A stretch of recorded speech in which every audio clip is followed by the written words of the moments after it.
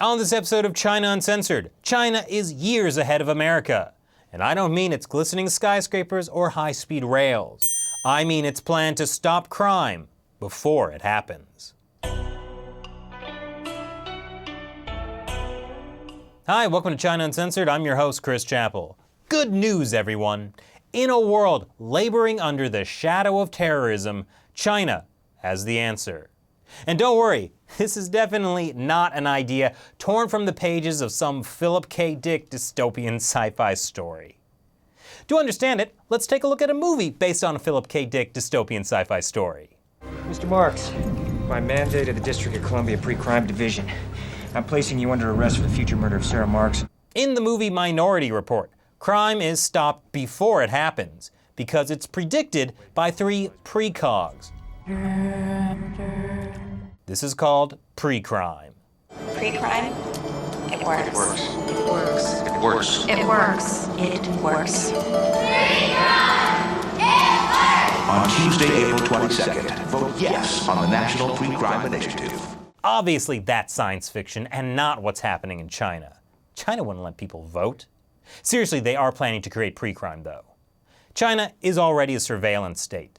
The Communist Party monitors every aspect of every citizen's life. Here's China Uncensored pre-crime expert Harold Finch on how it works. The government gave itself the power to read every email, listen to every cell phone. But they needed something that could sort through it all. Something that could pick the terrorists out of the general population before they could act. Oh wait, sorry, that's from the fictional TV drama Person of Interest. My mistake. I'm really having a hard time separating fictional plot devices from Communist Party policy. So you see, the Chinese government can already gain access to anyone's bank accounts and tap their phones. They have an army of internet watchdogs that dog your every click.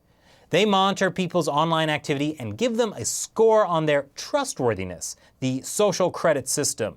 Then there's the massive nationwide network of surveillance cameras China calls Skynet. Wait, that can't be right. Skynet was the name of the AI computer network in the Terminator movies, the one that wiped out humanity. What's that, Shelley? Okay, China is actually calling it Skynet. Wow. I think it might be time to cancel the Communist Party's Netflix subscription. Anyway, China is collecting huge amounts of information on its citizens, but they also need to sort through it and figure out how to use it to prevent crime. So, can they? Well, that's where China Electronics Technology comes in. They're one of China's largest state-owned defense contractors. They've been given the job to, as Bloomberg puts it, develop software to collate data on jobs, hobbies, consumption habits, and other behavior of ordinary citizens to predict terrorist acts before they occur. Is this even possible? Well, a recent research paper by mathematicians at University College London suggests that with enough data, patterns of behavior emerge that you can use to predict certain terrorist acts. So anyone who engages in suspicious or dangerous behavior, such as using a VPN to jump the Great Firewall of China and look up information on known terrorist ringleader, the Dalai Lama, might find themselves invited to tea with authorities. Did I mention this is for fighting terrorism and absolutely not for clamping down on dissent? The government would definitely not use it to, say, predict anti-government protests and send in the police before they begin, because China's constitution guarantees freedom of speech and the press and assembly. Now, a lot about this pre-crime program remains unknown to the outside world and to the Chinese people, including when it will be put in effect. And while other countries are trying to create similar programs, China's program is likely to be more successful, according to their definition of success at least. That's because the party doesn't have to worry about pesky things like rule of law or public approval or people protesting massive surveillance. And with so much data, it might actually be possible to have something that approaches pre-crime. So what do you think about China's new system? Leave your comments below. Once again, I'm Chris Chappell. See you next time. Chris Chappell, you are under arrest for the future subversion of state power. Future subversion?